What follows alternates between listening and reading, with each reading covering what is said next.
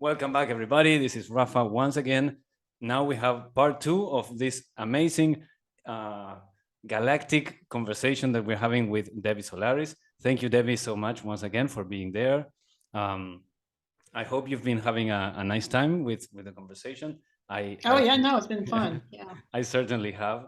I really love asking all of these of these questions. Sorry, and so for right now, for the beginning of this second part, let's go into what people are probably perhaps more interested in than what we've been talking about. I hope not. Okay. I hope they've been enjoying everything so far. But I think they have been. Yeah, awesome. And this part 2, yeah, I don't mean to say this what we've talked about wasn't as interesting for me. I just love those kinds of conversations. But perhaps people think Debbie Solaris and they think galactic history, and we barely scratched the surface on that subject. So I think it would be awesome to look into that a little. And for that,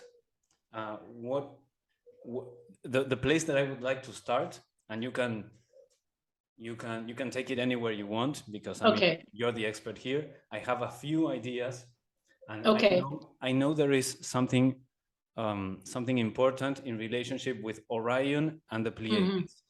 I think there is some kind of origin story over there, and even some kind of conflict.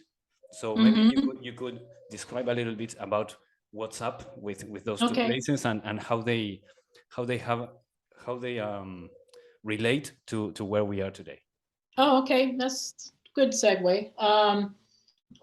Well, I guess if I have to start the story, I'll start with Lyra, because Lyra was where everything began in our galaxy. So our galaxy, so let me see if I can backtrack a little bit. This is kind of like the background information to the Pleiades and also Orion. So when the co-creators, so we have, these beings that are known as the Elohim, or the co-creator group that created physical reality in our universe, decided to create physical reality in this universe. They created it in a star system called Lyra. So Lyra is an actual constellation. It's actually located pretty close to Cygnus, which is that swan constellation we mentioned earlier, very close to Aquila, which is the eagle constellation. And if you were to see it in the sky, it kind of looks like a little kite or a little triangle. I mean, it just looks like a little, it's not very significant looking, except that it's the home of human consciousness, so it's very important to our story. But so the co-creators created two human races. So the first human race they created was the mother goddess consciousness race, which was the blue-skinned Vega beings that lived in the Vega star system, which Vega is the major star in Lyra, also known as Alpha Lyrae.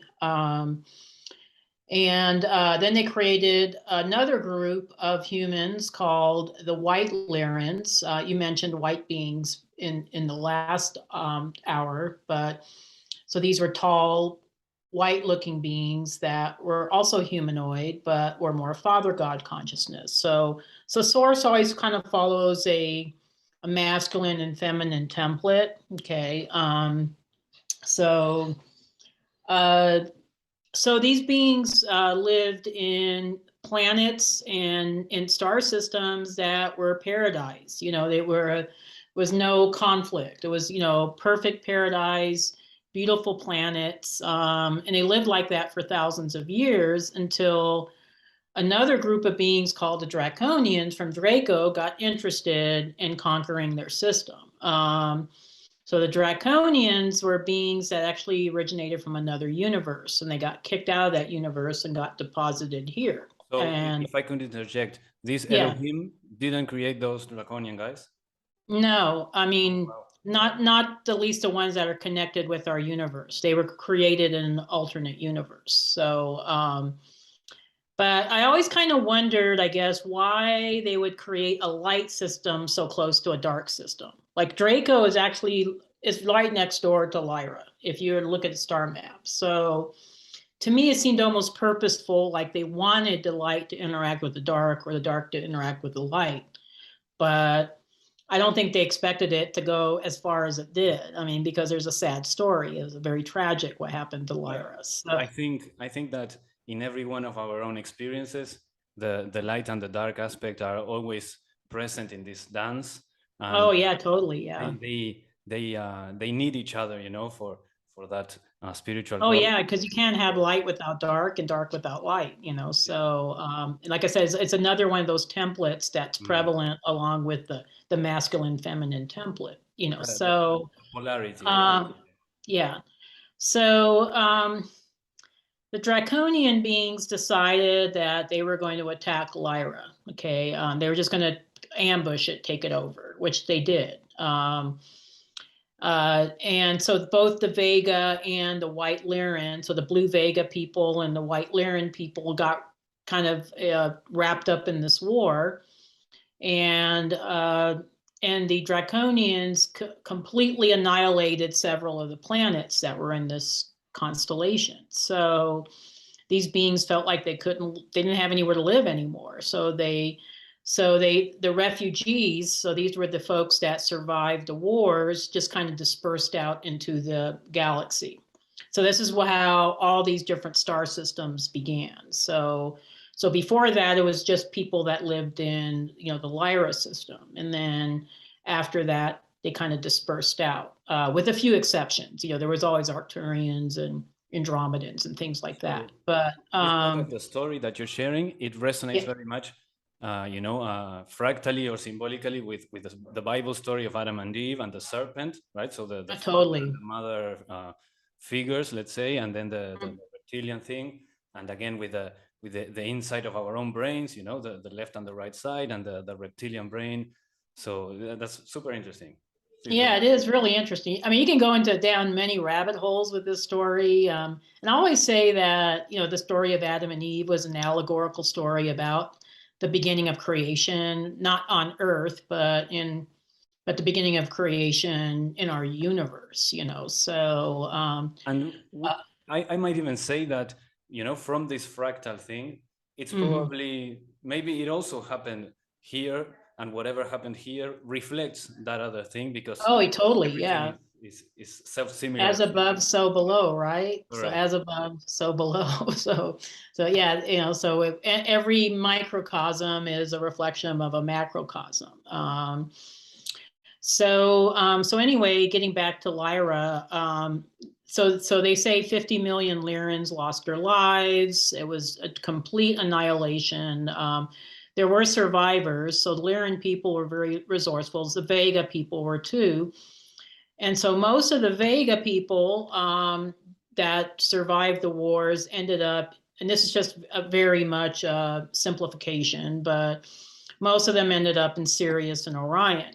Most of the Lyran people ended up in Pleiades and, I don't know, Andromeda. Okay, so like I said, this is a gross simplification because everybody ended up everywhere. But so in the meantime, these other systems were being colonized. So the Pleiades, and I think the reason why the Lyrans may have chosen the Pleiades is because it is so far away. It is 500 light years away from Lyra. So I think they were trying to get as far away from the Draconians as possible. So they chose the Pleiades, and it's a beautiful star system. I mean, you could see images of it, and you can even see it with your naked eye. It's very beautiful. So the Pleiadian system was developed from Lyran refugees that colonized it. Okay. And two of the main systems that were being colonized, because Pleiades is not just one star system, it's like 14 stars, and it's 8 light years across. It's huge. I mean, it's and it's in an even bigger constellation, which is the Taurus constellation. So when the Pleiades was being developed, it was being developed as a light system, So the main 2 star systems that were being colonized first was Alcyon and Taygeta. Alcyon was always kind of like a central point for the Pleiadian civilization. So that's where their government was, formulated, the more or less, but it was very creative at the same time. So you were talking about maybe, so you're going to bring up some pictures. That's really cool. So you were talking about that you're very connected with music. Okay. A lot of Pleiadian star seeds that have had incarnations in Alcyon. Let's see if we can get one with maybe the names of the stars on there, but probably got their musical skills from the Alcyon system, because Alcyon was very much a very creative system. And they were famous for music festivals, but that's a whole other story. But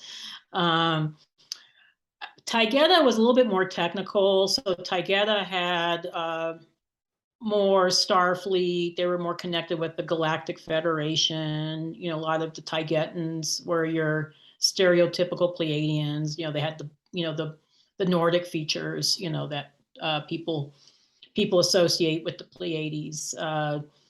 Whereas Alcyon was a little bit more mixed. A lot of people think that all Pleiadians are tall, blonde, Nordic-looking people, but actually there was quite a bit of variety with the Pleiadians. So when the Pleiades was being formulated, the whole purpose was to create this new civilization that was going to be even stronger than the civilization that preceded it, which was Lyra. So the Pleiadians were very focused on love and light. They were focused on the positive, and they were almost rejecting the negative and the dark, the dark. So, and there's Lyra right there. Yeah, because as you can see, it looks like a little bit of like a kite, or maybe like a fish, but I don't know. I think it looks more like a kite, but it's a very small constellation. It's only like 13 stars, so not very significant compared to, say, Orion, which is a humongous constellation, but which we're going to talk about in a minute. But it is an important. Actually, yeah. in that reading where I got the information for my own soul from Taurus, yeah, another part of the information had something to do with the fish as well. Oh, interesting. So okay, that's interesting. Yeah, interesting. Yeah, might have been Lyra. A lot of Pleiadian souls originated from Lyra, so who knows? Maybe you had a lifetime there too. But so getting back to the Pleiades, so the Pleiadian people were all about balance. So these were very intelligent people. They realized, what, we can't have a successful civilization without the balance of spirituality and technology. So the Pleiadians became very well versed in technological advancements. And then there's my website. So you can see some images that my web designer chose of what Pleiadians probably looked like. And for the most part, they look like us. They look like humans.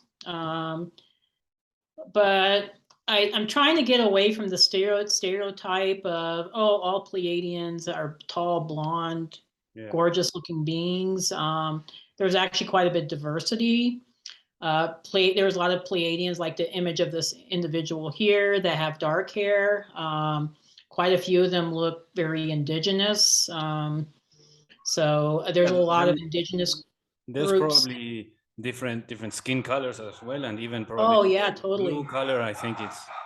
Whoops. The blue color is prevalent throughout many races, actually. So because of the Vega influence, because Vega beings had blue skins. So and Pleiadians too, they had different skin tones, different hair colors. So they weren't all tall and blonde. Okay, like some of the images you see here is more your stereotypical depictions, but. A lot of indigenous groups on Earth actually claim ancestry to the Pleiades. a lot of Native American groups in your country, Uruguay and South America also claim ancestry to the Pleiades. A lot of their temples are aligned with the Pleiades, you know, so the Pleiadians had a big influence even here on Earth. Sorry to cut you off. Do you know in particular people from here, from Uruguay, that have that ancestry claim? It would be those that are connected with the Inca, probably. Wow. I don't know if Inca was a big group. I know it is in Peru, right? That's and a little bit more north. Here, yeah. The sad thing here is that when the country was created, let's say, there was this mass killing of the Indian people from here. So it's not very well known, our indigenous gotcha. and traditions from here. So I was wondering about that. Yeah, no, I'm not real sure about Uruguay. I know like Peru and Ecuador, you know, they had the Inca, you know, pre-Columbian races that were very prevalent in those areas.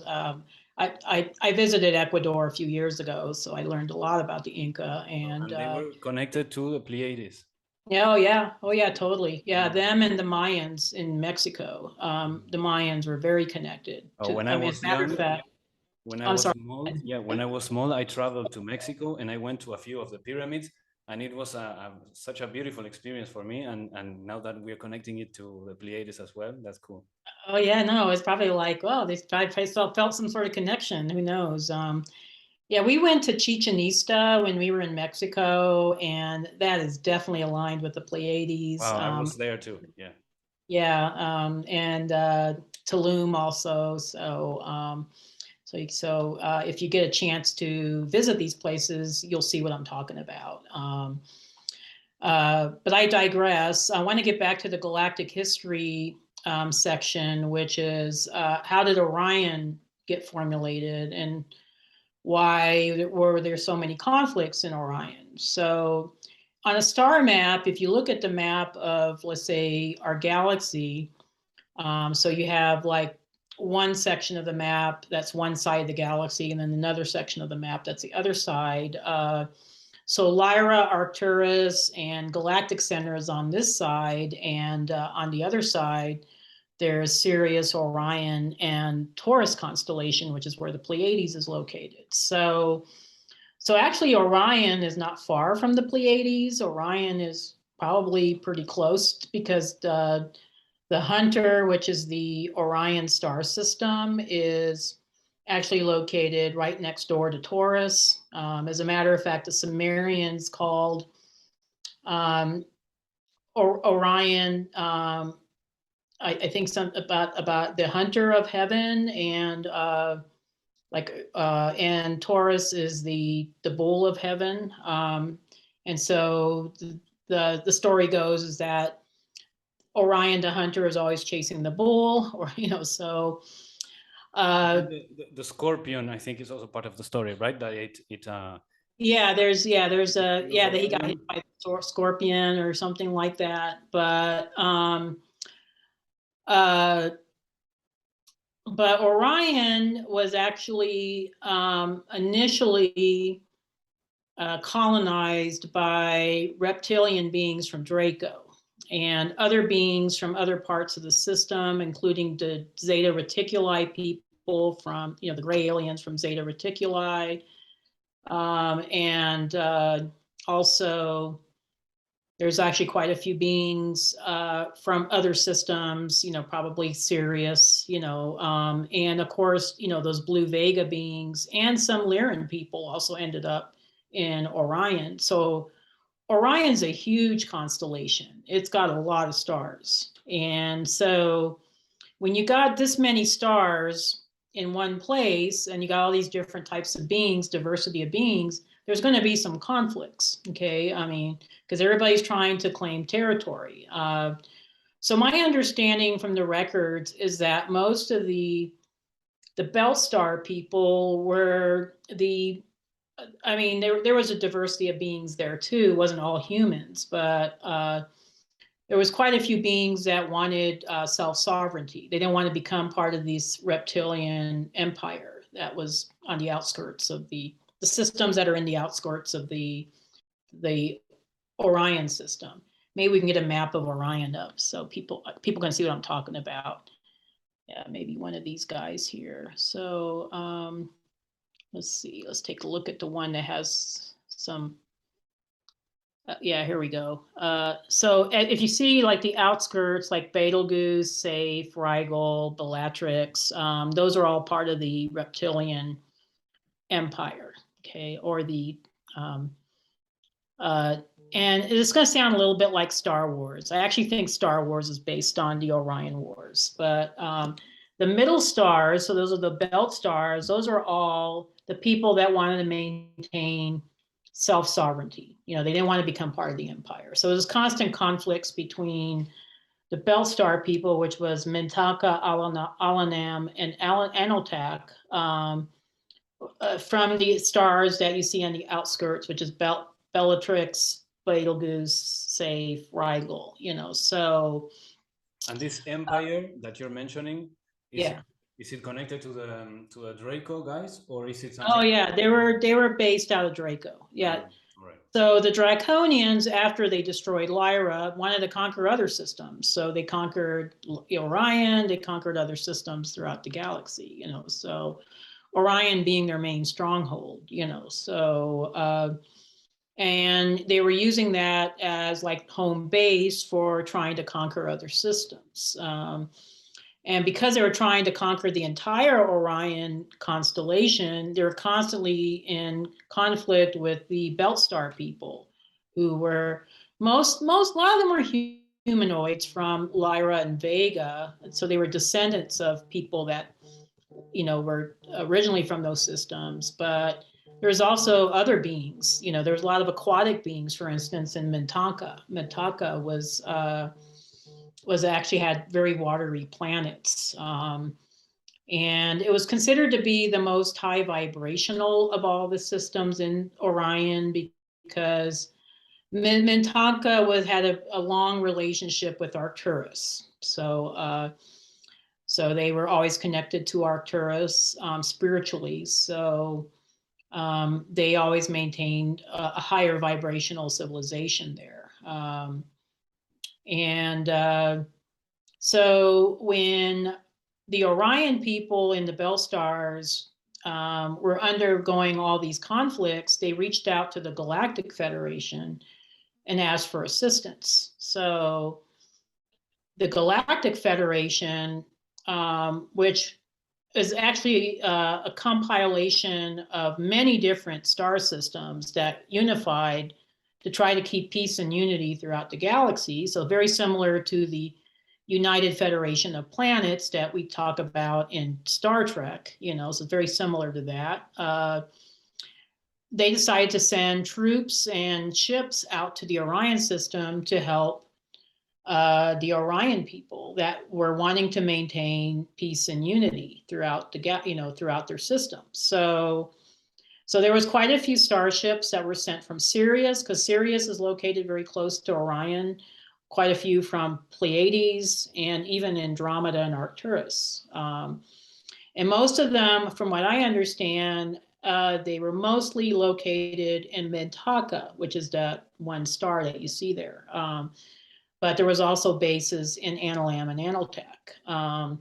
And so what these Galactic Federation folks were trying to do was trying to bring peace and unity and some sort of cohesiveness between all the stars and all the beings that lived in the system, which took many, many, many, many years. We're talking probably thousands of years, if not millions of years. So it took a long time to get Orion unified. Orion eventually did get unified. So Orion eventually, now Orion is considered to be a light system. So, but what happened when Orion got unified was that a lot of the beings that were, you know, part of the empire didn't want to get unified. So they decided, well, we need to find another place to have a stronghold. So they chose planet Earth. So that's how we're connected with Orion. And is that so before we get into planet Earth,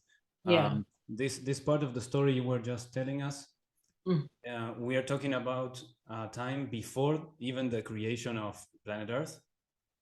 Well, I don't know about the creation of, but it was probably before Lemuria and Atlantis. Okay, so we're like, what, maybe millions of years ago?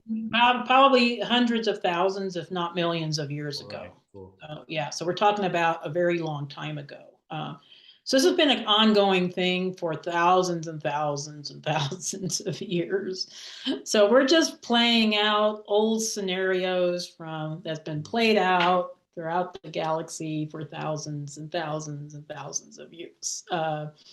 So things sometimes may seem like they change, but sometimes they also seem the same. You know, so. Yeah, that fractal nature repeating itself. Yeah, exactly. Yeah. So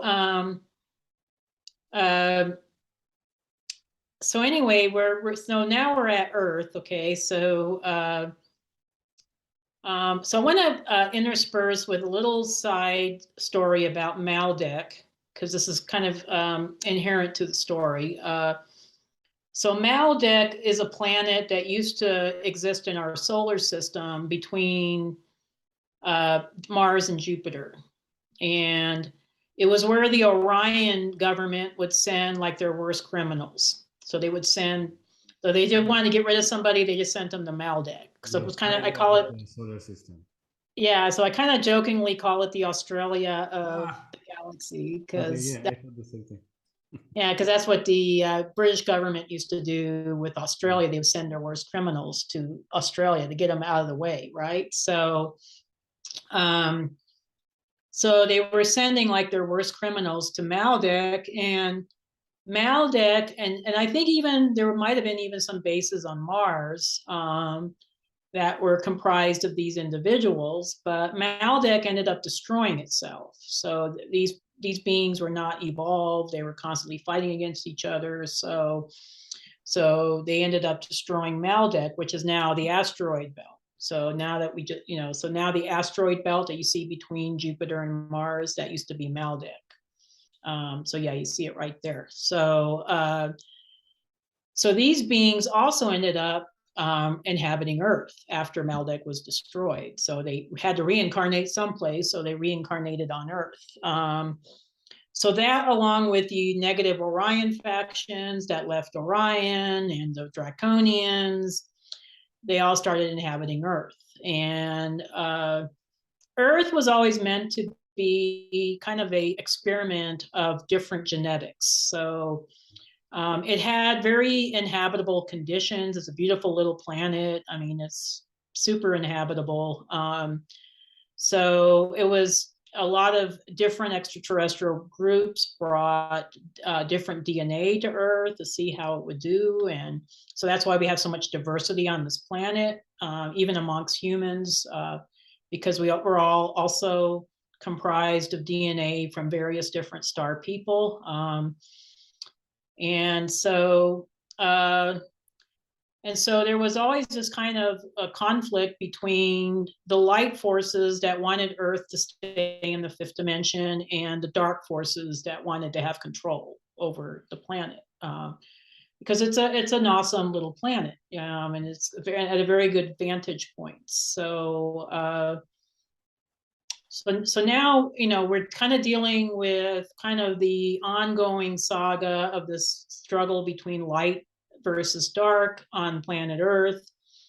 And the reason why a lot of us star seeds are here is because we probably have a connection with the Galactic Federation, or for various reasons we decided to be here in order to help assist Earth get back on its original trajectory, which is to be part of the greater galactic family. So Earth was always meant to be a fifth dimensional planet. It was always meant to be a peaceful planet where DNA from different species of beings, different races, can coexist with each other. And so a lot of us have chosen to be here in order to ensure that this happens. Okay.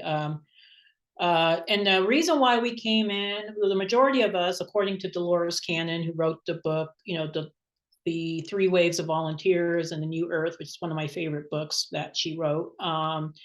The reason why we're here right after World War II is because in World War II, the planet was almost destroyed by atomic bombs, particularly with the bombing of Hiroshima. So the Galactic Councils didn't want another Maldek situation to occur. We just talked about Maldek blowing itself up. So they asked a lot of us to be here, a lot of us starseeds. So this is why we see more starseeds on the planet now than we ever have in the history of planet Earth, because we're trying to ensure that, number one, Earth doesn't fall into this path of destruction or self-destruction. And number two, we want to get Earth back to the 5th dimension, like it used to be when we had the Lemuria civilization here. So that's pretty much galactic history in a nutshell. I don't know if that answers your question, but I was trying to give the abridged version. I mean, we can get into many rabbit holes with this topic. You know what about the starseeds coming here? Yeah. My girlfriend once she asked this question. It was the explosion in population in the world, right? So yeah, in a very short period, yeah, many billions more people than before. And so the question was, where do all those souls come from? Right? If the population is more or less stable, okay, you could say it's just a recycling of more or less the same souls.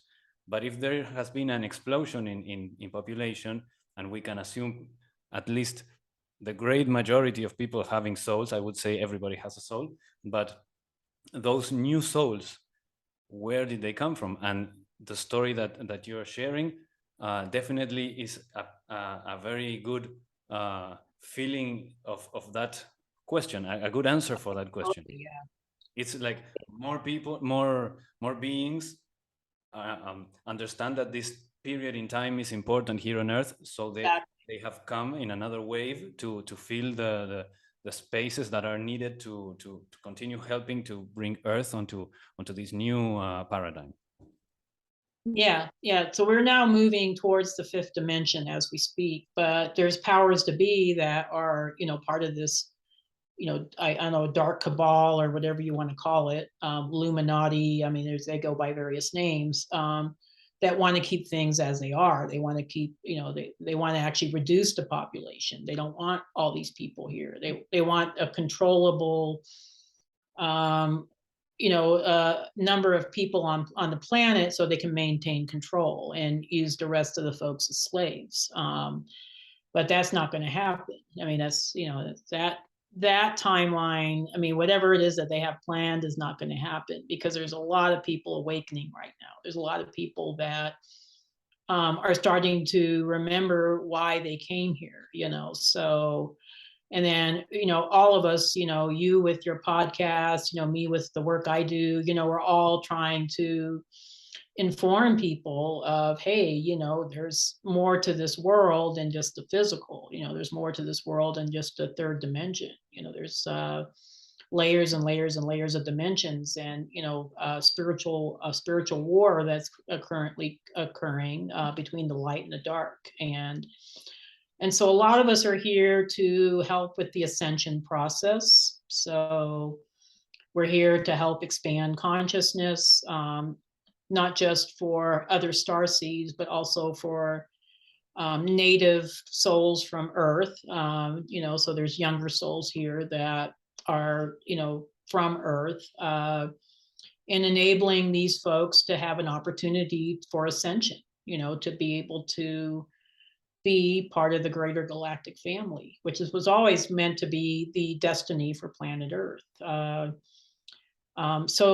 Orion kind of gives us a blueprint of, hey, Orion had conflicts for thousands of years and they eventually shifted to the light. So if it could happen in Orion, it could certainly happen on planet Earth, so hopefully it won't take millions and millions of years, like it did in Orion, but Orion's a much bigger system too. But I certainly have confidence that we can certainly achieve that here on Earth. Otherwise, we wouldn't be here. we didn't think it could happen, so so that brings us to our current timeline. And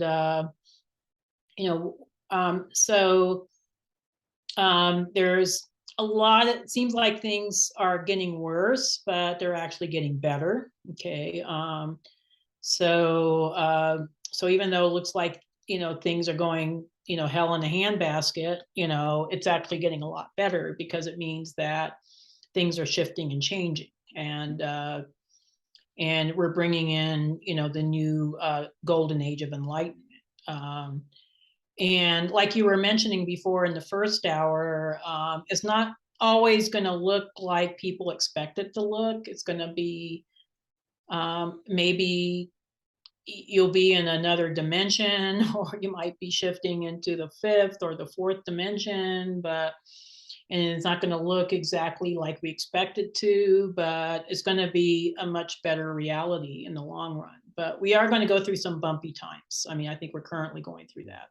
Yeah, and the darkness that we see, in a way, serves as a reminder for us to where we want to direct our attention and our focus, where we want to help move things. And also, when the darkness seems to get bigger, it's because what they have been doing until now isn't working.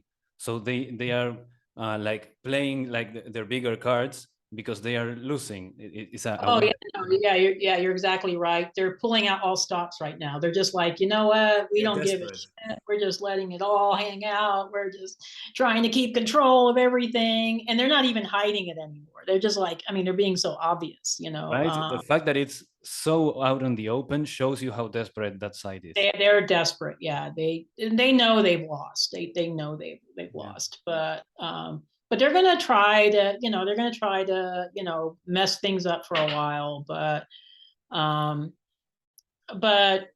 light will prevail. It always does, so even though it seems like things are getting worse and worse, people talk about the economy, how bad it is. People talk about, COVID, all these new diseases. It's all illusion. The one thing that the Arcturians told me when I was on board the ship was that everything in the third dimension is an illusion. It's not a real reality. It's just kind of a matrix of sorts. So, and with that, that's I have another story that I would like to share. Okay, yeah, let's hear your story. Yeah, that connects to what you were just saying about this, our place here being an illusion. So from a spiritual perspective and spiritual traditions from here on Earth, we can think about Buddhism and Hinduism talking about Maya, so something that generally translates as illusion, and talking about this world as being Maya. And in particular, I think those descriptions, they don't necessarily mean just like, oh, the physical world is an illusion. It's more like your perception of this world is an illusion. The world is not like you think it is, or like you perceive it. Mm-hmm. So I had this other experience, which was assisted in this particular case by mushrooms, by psilocybin mushrooms.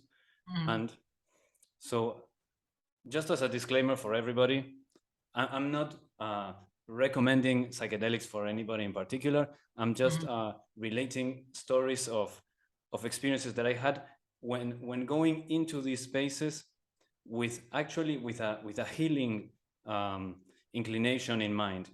I go in there for healing of my own soul, of my own childhood traumas, and for understanding more about myself. And within that context, sometimes some interesting tidbits come up that then I like to share as notes of color. Mm-hmm. In this case, I was shown how much we project onto others, and particularly onto the people that we love. And it was shown like I was, again, these fractals and the fractal patterns kind of flowed from me and from my perception into the world, and they created the people around me and the people that I love. So it was, we project onto them so much that what we see is actually just the projection from us. It's not who those people really are. And that gives a lot of breathing space for us to have more compassion for others, because we don't really experience them, but we experience ourselves through the mirror of them. And throughout this journey, at a certain moment, with my eyes closed, I would look to the side, and I would see this being, which kind of reminds me of the archetype of the jester or the trickster, and some of those types of psychedelic art and pictures that picture that. And I would see that, and the general feeling and perception that I got is that I was kind of in a kind of what I would call now, for the sake of explanation, in a kind of VR chair.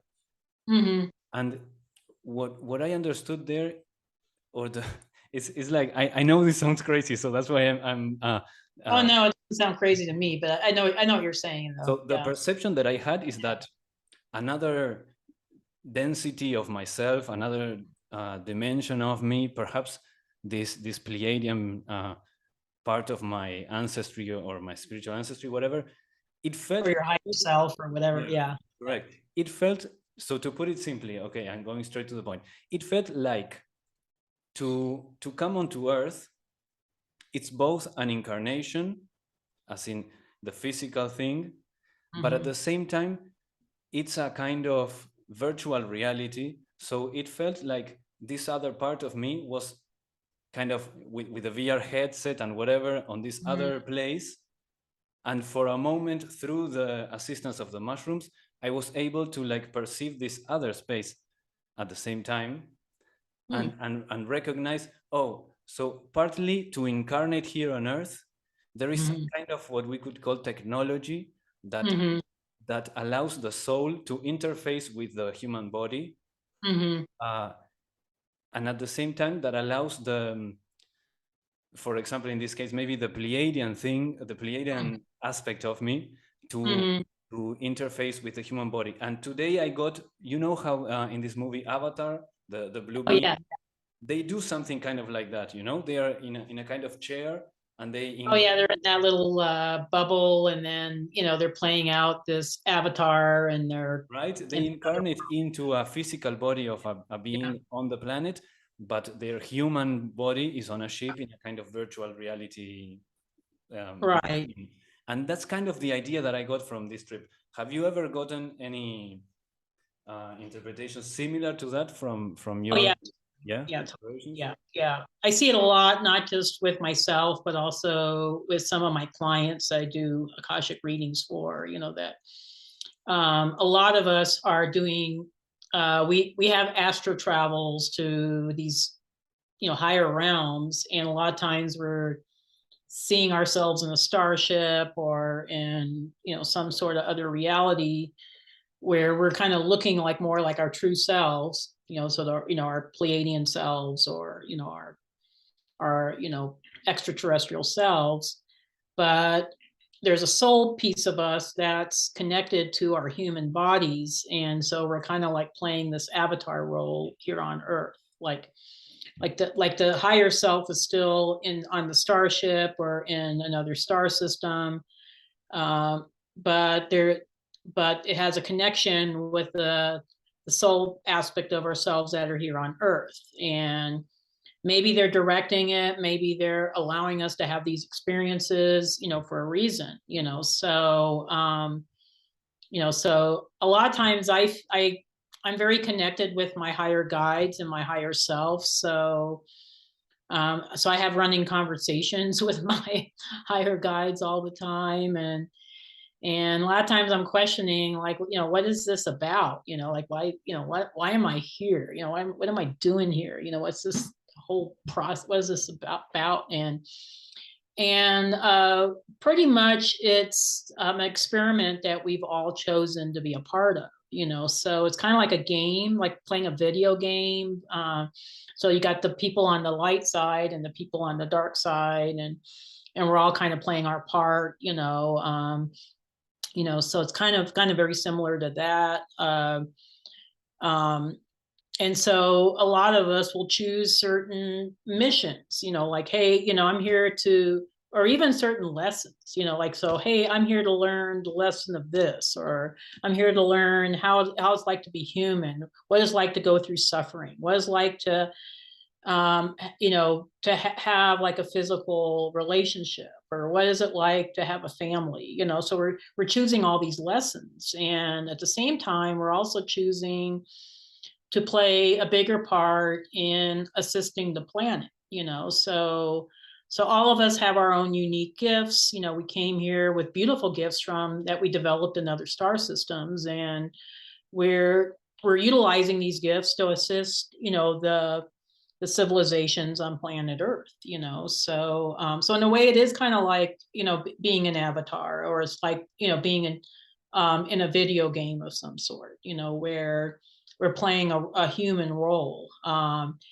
like I mentioned in the last hour, we go through this heavy veil of forgetfulness, so we forget that, hey, I'm just here playing a role. I'm just here.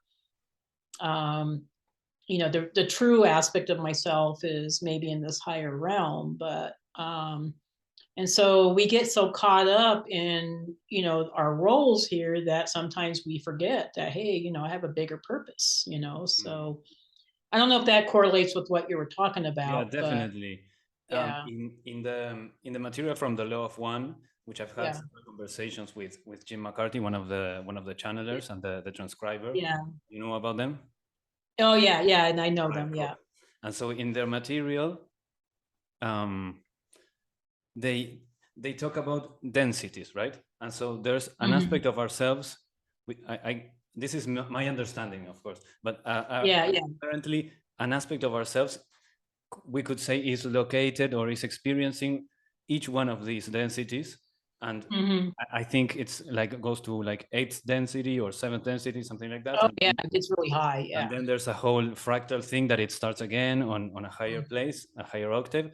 But so a part of ourselves, we could think of it as more subtle, more ethereal, let's say, is on this 8th density, having an experience on the 7th, and then on the 6th, and that one is having an experience on the 6th.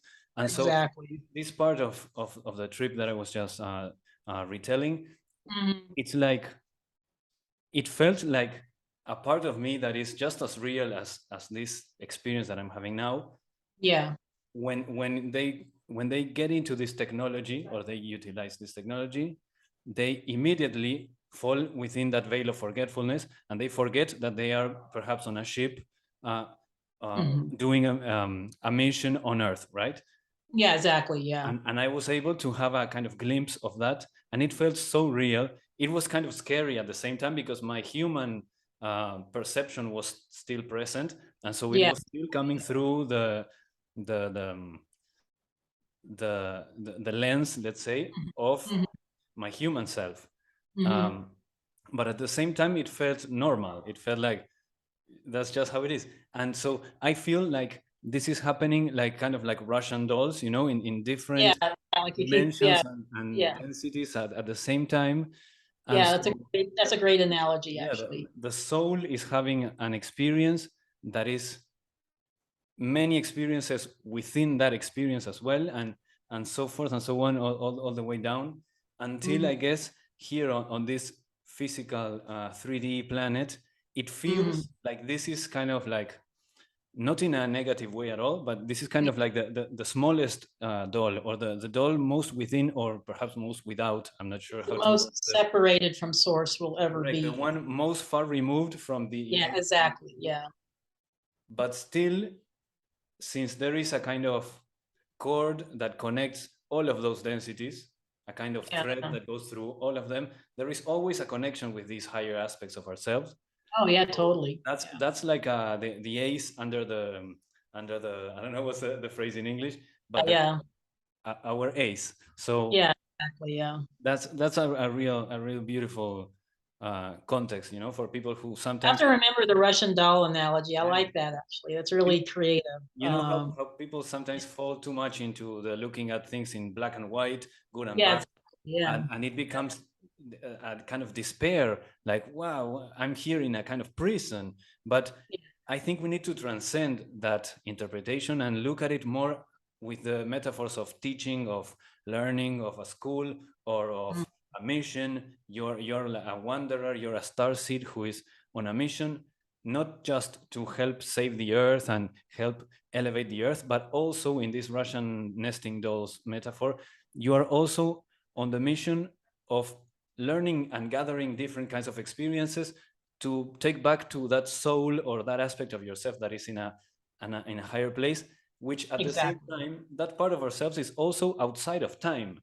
So it's not in the past, in the future, in the present. It's always, it's so complex, and it's so beautiful, this yeah, it is. It's just a beautiful tapestry of multi-dimensional, experiences and realities. And yeah, I like what you said about that we're also here to have a multitude of different experiences that maybe we couldn't have in the Pleiades or couldn't have in Arcturus or some other place, because there everything is unity consciousness. People are very evolved there. Beings are evolved. So in order to experience suffering, disappointment, sadness, anger, we had to come to a lower density planet like Earth to learn those experiences and to be able to, which will enable us to evolve even further spiritually. Yeah, and paradoxically, it feels like these realms that feel more dense and more limited, they also at the same time feel like the more evolved parts, because exactly, it feels like it's like a PhD level school is what it is.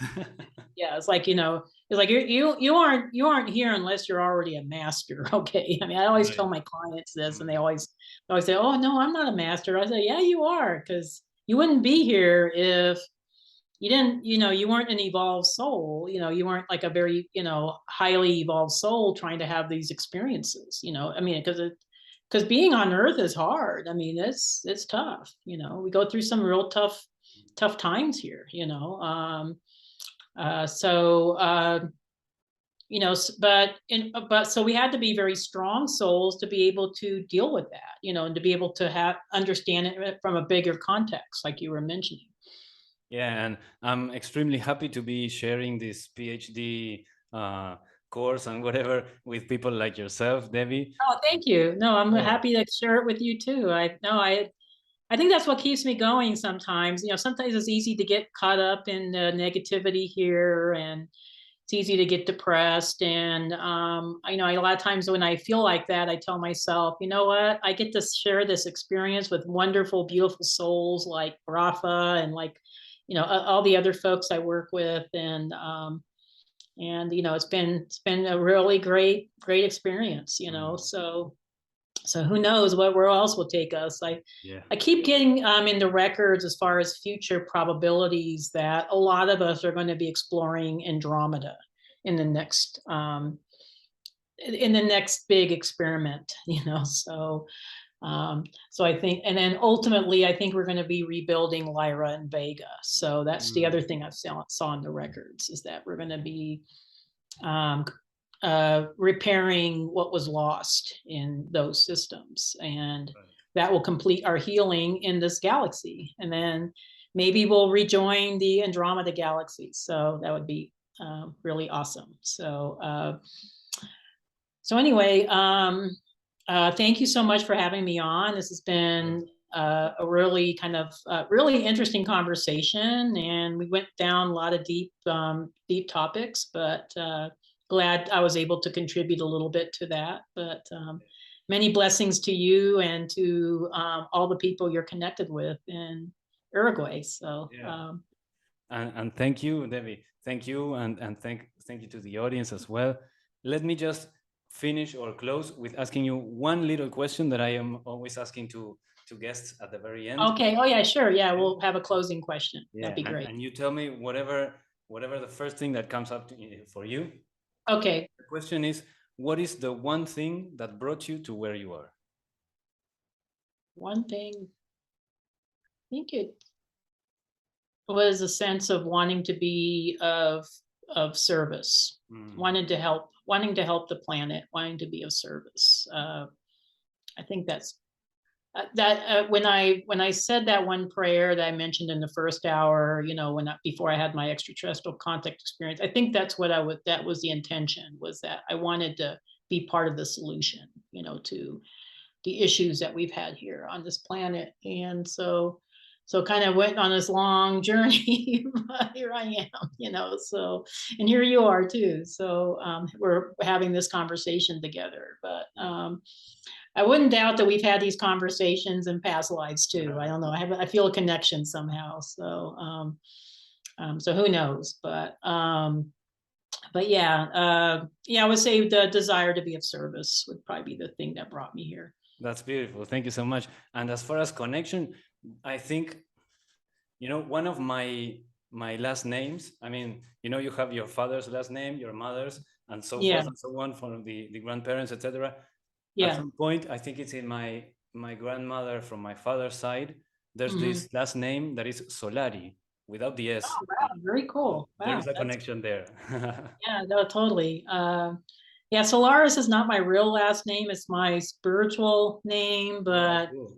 But I did pick it for a reason. I don't know. It was but yeah, but I think there's a connection. I don't know if you're of Italian heritage, but I'm also of Italian heritage, so there's probably a connection there too. And I do have quite a bit of connection with the Pleiades. So so I think we probably have known each other before. So cool. I'm so happy and so grateful to have shared this time with you. Yeah, thank you for having me on. This was really, really, like you said, a lot of fun. And like I said, we went down some really deep conversations. So so anyway, I do need to run. But thank you so much for having me. And thank you, Debbie. Thank you, everybody over there. Go check out Debbie's website. It's debbiesolaris.com, correct? .com, yeah. Yeah. And well, and you know where you can find me, over here. We'll see everybody next time. Yeah, this is just an exciting journey. So thank you, everybody, for being there. Like, comment, subscribe, share, etc. And well, thank you so much, Debbie. I hope we can repeat this and do it one more time in the very near future. So you have a yeah, definitely. Yeah, just reach out when you're ready. All right. Awesome. Take care. Bye. All right, bye-bye.